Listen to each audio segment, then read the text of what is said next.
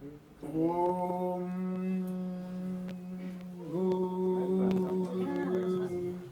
भुवः स्वः तत्सवितुर्वरेण्यं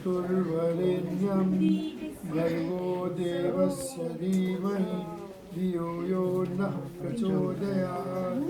तूने हमें उत्पन्न किया, पालन कर रहा है तू, तुझसे ही पाते प्राण हम, तेरा ही धरते ध्यान हम।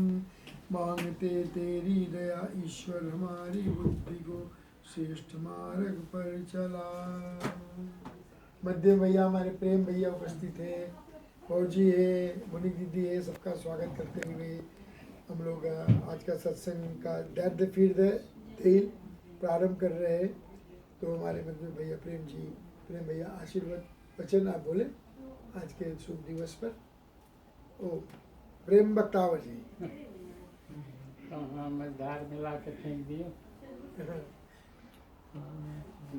निकल के चाहिए तो दुख दियो उपाय मझधार में है नैया, सुख दुख दो किनारे है। सुख दुख तो लगे दुनिया में। कहते भगवान मेरी नैया उस पार लगा देना। अब तक तो निभाते रहे, आगे भी निभा देना। परंतु जब हम इतना ही जान ले कि इस पार नैया के अगर हम जीवन भर बिता दिए और कुछ उखाड़ ही नहीं पाए, तो उस पार नैया के जा करके क्या करेंगे? आलू भाटा और कटहर लगाएंगे क्या? इस पार नैया के हम कुछ नहीं कर पाए, तो उस पार जाकर क्या करेंगे? हाँ, थोड़ा मोटा बुद्धि हो तो नैया को छोड़ करके नदी के बीच में खड़ा हो, दोनों किनारा तुम्हारा ही हो जाएगा। न इधर जाना न उधर जाना, सारा नैया को छोड़ो और नदी के बीच में खड़ा हो जाओ, दोनों तत्व तुम्हारा ही है। तो ये एक छोटा सा सोच है जिसको हम विचार करके जब अपने ही भ्रिकुटी में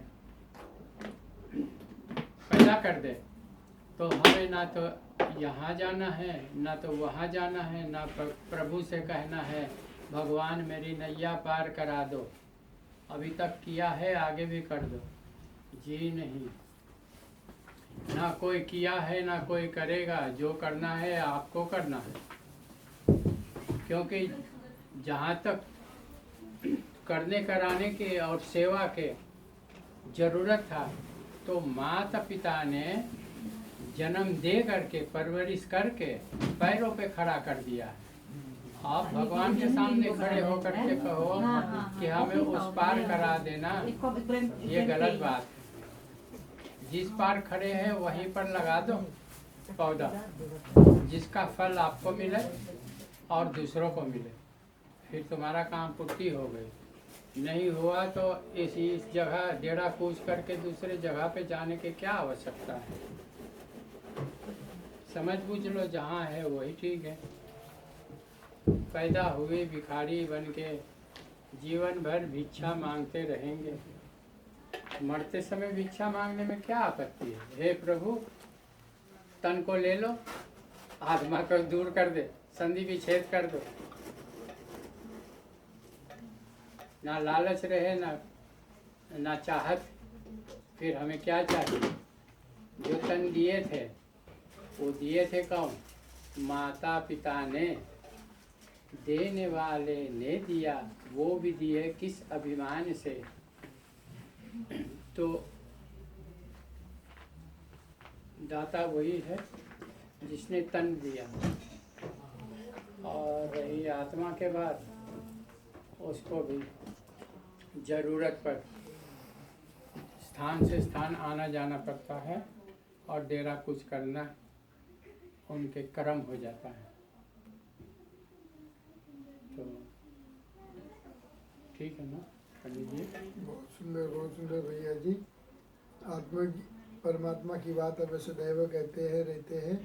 ज्ञान विज्ञान की तर्क विद्या में आप बहुत ज़्यादा ही आगे हो, और बाल के खाल निकाल लेते हो बातों में, नहीं, दांत में दाग खाद के पास। ऐसी बात नहीं है। अभी आचार्य मिले थे हमें गत सप्ताह, और ओम प्रकाश और विजय प्रकाश का मित्र है। उसको आधी रात में मैं पलंग से उठा दिया।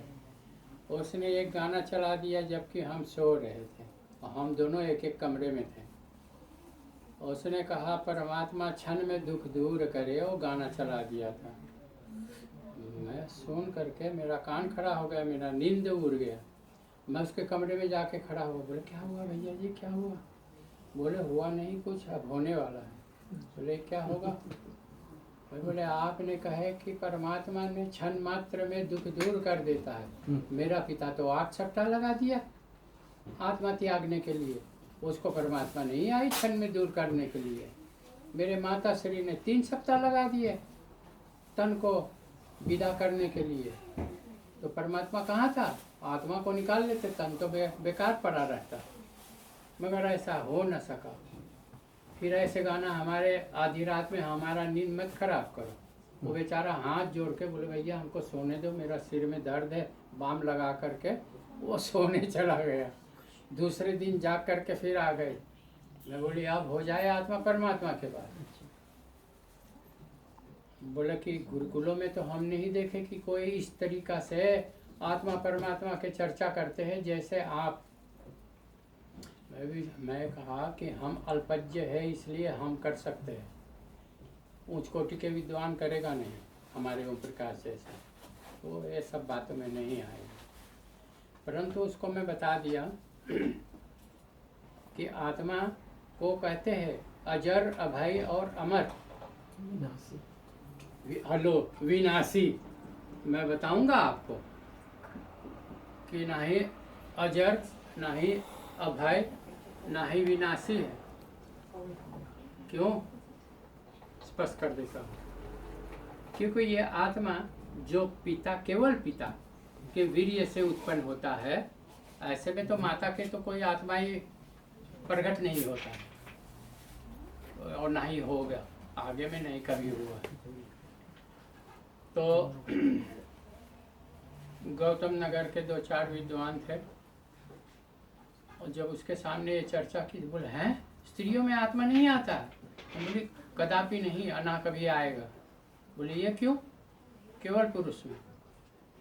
बोले ऐसा तो मैं कभी नहीं सुनी। मैं आप सुन लो मेरे से कि केवल पुरुष में होता है, और अविनाशी जन्मा और अजन्मा ये भी स्पष्ट कर देता हूँ। जब कोई जीव जानवर के होर लगी हो और सर्वप्रथम पहुंचने वाला हो, तो आप समझ सकते हो। होर लगी है तो क्या मतलब? पुलिस लगी है पीछे तो भागना पड़ेगा जान बचा के। कुछ पाना हो तो सर्वप्रथम पहुंचना है, नहीं तो पहला बेकर नहीं मिलने वाला है, हो नहीं सकता है। इससे साफ जाहिर है कि आपको भागना पड़ेगा बड़ी तेजी से पहला नंबर पाने के लिए। और अगर पहला नंबर पा भी गए तो नूर के पसीना टपक जाएगा, श्वास ऊंची गति से आना जाना शुरू कर देगा। साफ जाहिर है कि ये बंदा वहाँ पहुँचने के लिए बड़ा प्रयास किए, बहुत मेहनत की है। अगर नहीं पहुँचेगा तो ये मर जाएगा। जो आत्मा माता के गर्भ में अन्नमय कोश में नहीं पहुँच पाएगा, वो संतान उत्पन्न ही नहीं होगा, वो दूसरे फ्लश में बाहर आ जाएगा। जो आत्मा क्या चीज़ है? Bus driver. ट्रक का दे दिए तो ट्रक ड्राइवर है, साइकिल दे दिए तो साइकिल ड्राइवर है, मोटरसाइकिल दे दी तो मोटरसाइकिल ड्राइवर है। आत्मा केवल एक ड्राइवर है, जो भी तन मिलेगा उसमें प्रवेश करके उसको चलाएगा, और चलाएगा माता पिता के मन से। मैं अपने बच्चे को इस वाले स्कूल में दाखिल कर दूंगा, मैं इसको मुस्लिम बनाऊंगा, मैं इसको क्रिश्चियन बनाऊंगा। बनाने वाले आप हो, आत्मा के नहीं बना रहे। तन के बना रहे हैं। तन में इतना ज्ञान, इतना बुद्धि, इतना दबाव डाल देते हो कि वो एक आँख से वही देखता है कि माई देख रहा है कि नहीं। मुझे फुटबॉल खेलना तो माँ से मना कर दिया है, मुझे क्रिकेट खेलना था पिता मना कर रहे हैं। तो हाँ, ये तो मैं रोक ही दूँ प्रवचन, क्या करें। ये नहीं, आप शुरू करो। नहीं तो बीच में तो चाय पानी होता है, तो फिर इनको आशीर्वाद दे दो।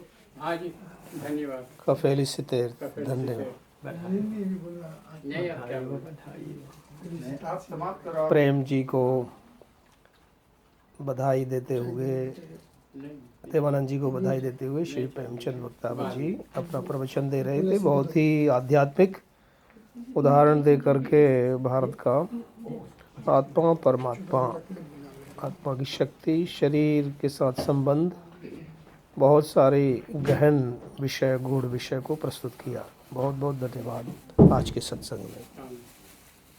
मोनिक दीदी, आप भी सुनाइए कुछ।